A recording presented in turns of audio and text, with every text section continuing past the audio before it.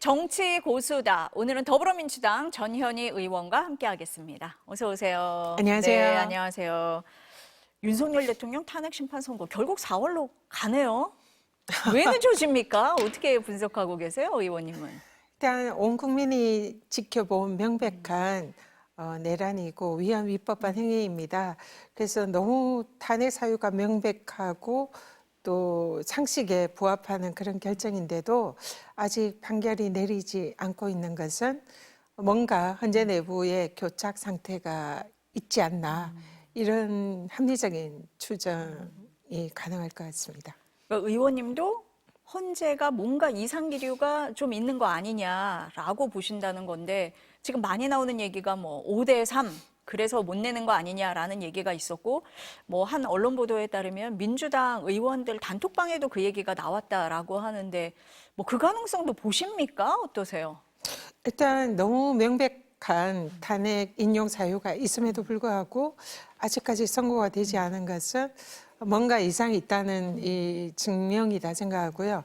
그리고 헌재가 그동안 이 대통령 윤석열에 대한 탄핵 심판이 가장 중요한 사건으로 가장 최우선적으로 챙겨서 하겠다 이렇게 국민들에게 이미 발표를 했고요.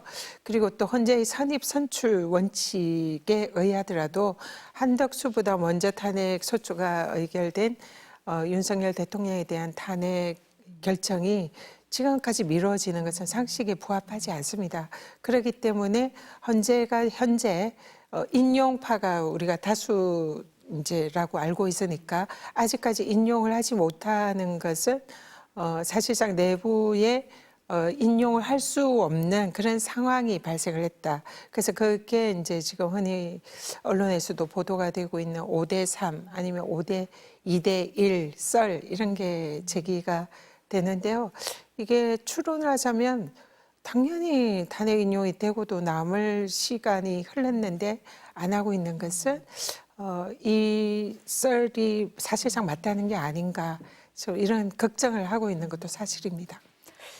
그러면요, 4월 18일 전에는 선고가 될 거다 이렇게 보십니까? 어떠세요?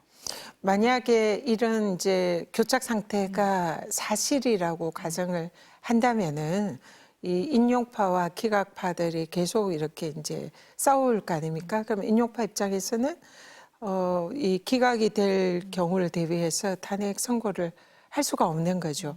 그러면은 어쩔 수 없이 18일을 넘어갈 수 있는 경우도 상정할 수밖에 없다. 그런 생각이 들고요.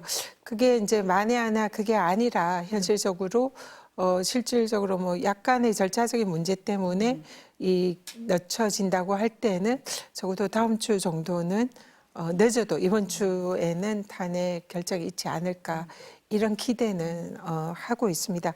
그렇지만 만약에 18일까지 이 결정이 늦춰진다면 그야말로 파국이 오는 거거든요. 그렇죠. 그러면 이걸 막기 위해서는 현재 40여 재판관을 임명을 투입을 해서 이 지금 6대 3으로 만드는 이게 현실적으로 가장 가능한 방법이고요. 그렇기 때문에 이제 민주당에서는 만에 하나를 대비해서 한덕수 권한대행에게 40여 재판관을 임명을 지금 계속 강하게 촉구하는 것이다. 예, 이렇게 이해하시면 될 것 같습니다. 박찬대 원내대표는 이런 얘기도 했어요. 한덕수 권한대행이 마흔여 후보자는 끝까지 임명을 안 하고 18일 이후에 그 두 사람의 후임으로 대통령 몫으로 한덕수 권한대행이 임명을 시키려는 거 아니냐라는 얘기도 했는데 그런 의도도 있다. 고의적으로 좀 늦추려고 하는 면도 있다. 이렇게도 보십니까? 저희들이 이제 상상할 수 있는 최악의 시나리오인데요.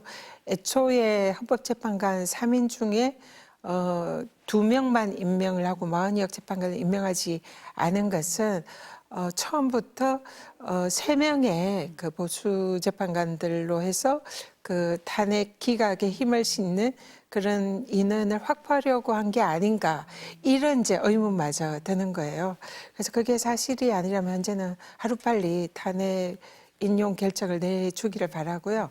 상상하기 싫은 이 18일 이후를 넘기는 그 상황에서는 사실은 이제 국회에서 뭔가 할 수 있는 조치가 없습니다. 그럴 경우에는 지금 사실상 권한대행인 한덕수 총리가 권한대행이 헌법재판관을 임명하는 것은 이거는 그 대통령, 국민의 그 투표로 선출된 민주적 정당성이 있는 대통령의 경우에는 헌법상 의 권한을 다 행사할 수 있지만 임명직에 불과한 권한 대행의 경우에는 소극적인 그런 행위만 할 수 있기 때문에 대통령 몫인 헌법재판관을 임명하는 것은 다수 헌법학자들이 위헌이다 이렇게 보고 있습니다.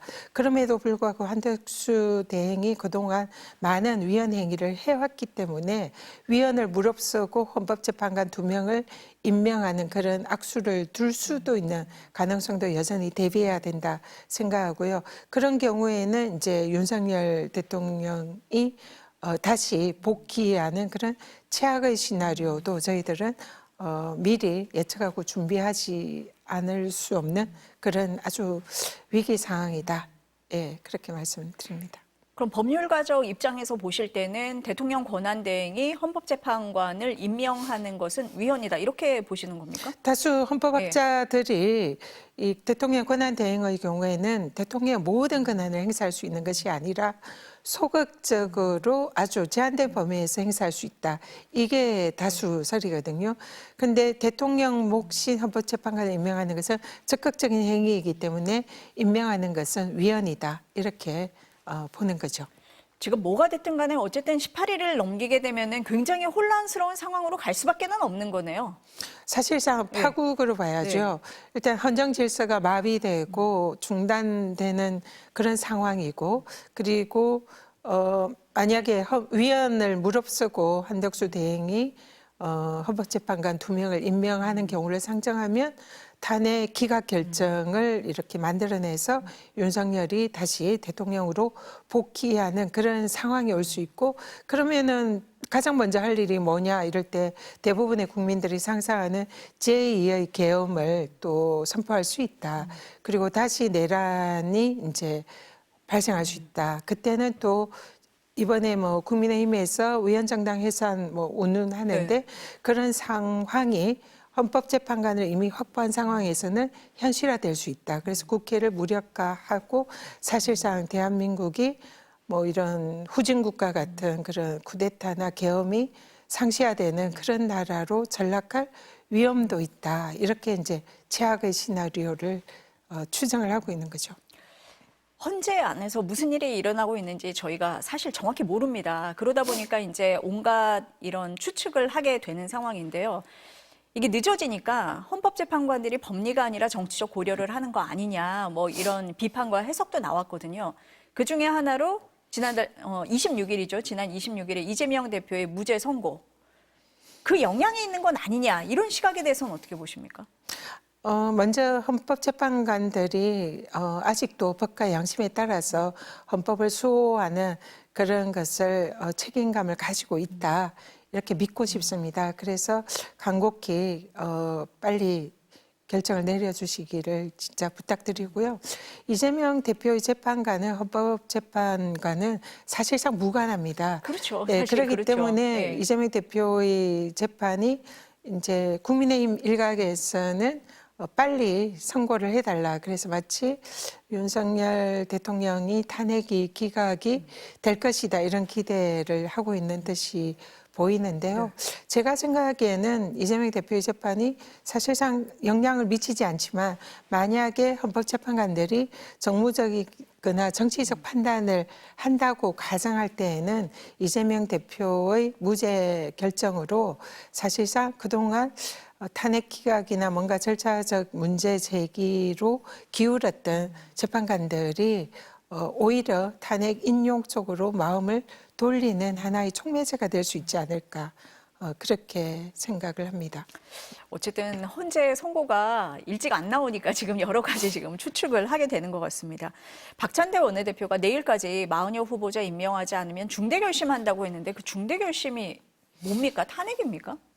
지금 최상목 권한 대행에 대해서는 이미 마흔역 재판관을 임명하지 않고 또 헌법 대법관도 임명하지 않아서 헌법기관을 구성할 권한 대행의 헌법상 책무를 위반한 것, 그리고 또 헌재가 마흔역 재판관 임명하지 않은 것은 위헌이다.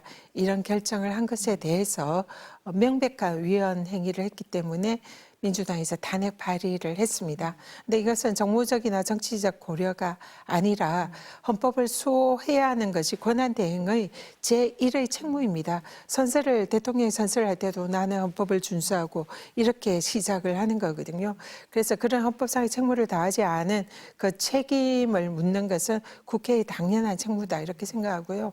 한덕수 대행은 다시 이제 그 대행으로 복귀를 해서 네. 가장 먼저 해야 할 일이 마흔역 재판관을 임명하는 것이었습니다. 그것이 권한 대행으로서 헌법기관인 헌법재판소를 구성한 헌법상 책무를 완수하는 거거든요. 근데 그것을 이행하지 않고 또 헌재가 이행하지 않는 것은 위헌이다라고 이미 판시를 했는데도 아직까지 임명을 하지 않고 있는 것은 명백히 지금 위헌을 계속 현행범으로 지금 저지르고 있다 이렇게 보고 있고요.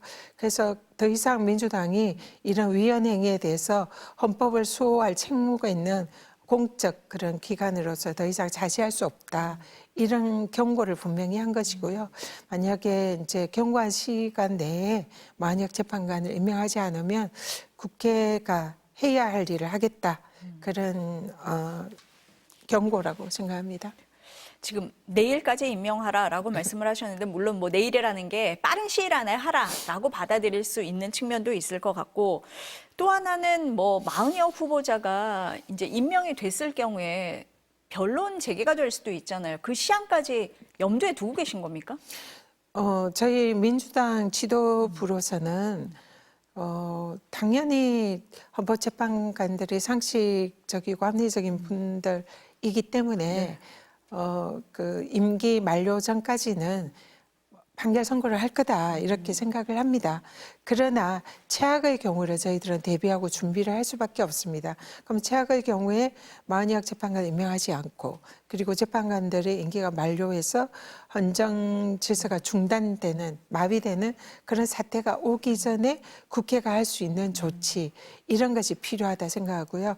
그러면은 만약에 마흔여욱 재판관이 임명이 된다면은 또 변론 갱신할 시간이 어쨌든 뭐 일주일 내외의 그렇죠. 시간이 약식으로라도 필요하죠. 필요하다고 볼 예. 때에 그러면 변론 갱신을 하고 선고할 수 있는 시간을 확보를 해야 되고요.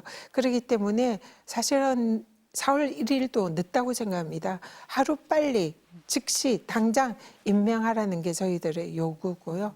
그렇지 않을 때는 또 저희들은 또 다른 방법을 찾아야 되기 때문에 이런 실기하지 않을 그런 시간을 한덕수 대행이 뭔가 입장 표명이 있어야 된다 이렇게 봅니다.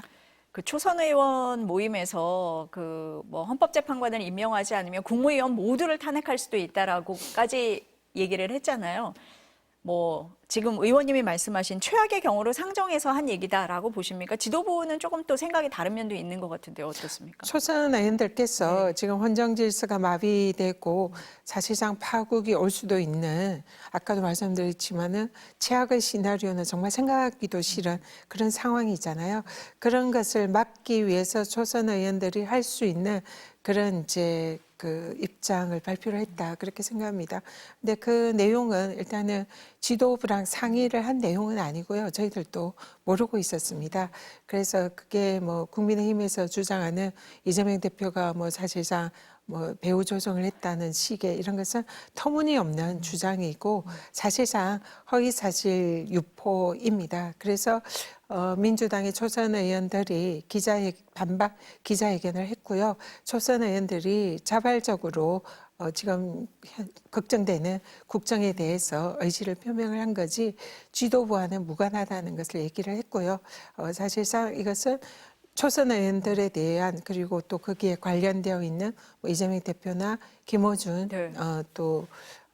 그 뉴스 네. 공장 총수에 대한 사실상 허위사실 유포 명예훼손에 해당한다. 그리고 무고에 해당한다. 그래서 고발 조치하겠다. 이렇게 기자회견을 한 걸로 알고 있습니다. 국민의힘에서는 보니까 그 고발한 혐의가 내란 선동죄거든요. 예. 너무 황당한 게요. 네. 지금 사실상 그동안 우리가 이제 내란 수괴, 내란 우두머리 혐의를 받고 있는 윤석열 대통령 지금 피고인 신분이잖아요. 여기에 대해서 그 사실상 비호하고 내란을 옹호하는 그런 발언과 행위를 해온 게 국민의힘 의원들입니다.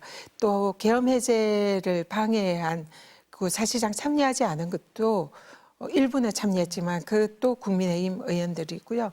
그리고 또 여러 가지 윤석열 대통령에 대한 적법한 네. 사법부에서 발행한 체포영장, 구속영장을 집행을 방해하고 또 그 관저 앞에 가서 농성도 하고 시위도 하고 서부지법 폭동에 대해서도 사실상 동조하는 이런 행위를 한 게 국민의힘 아닙니까? 이 모든 것이 사실상 내란 행위에 대한 동조이고 비호하는 행위죠. 내란죄에 보면 부와 수행죄가 있습니다. 사실상 거기에 해당된다고 볼 수 있는 그런 행위들을 그동안 쭉 해온 게 국민의힘이죠.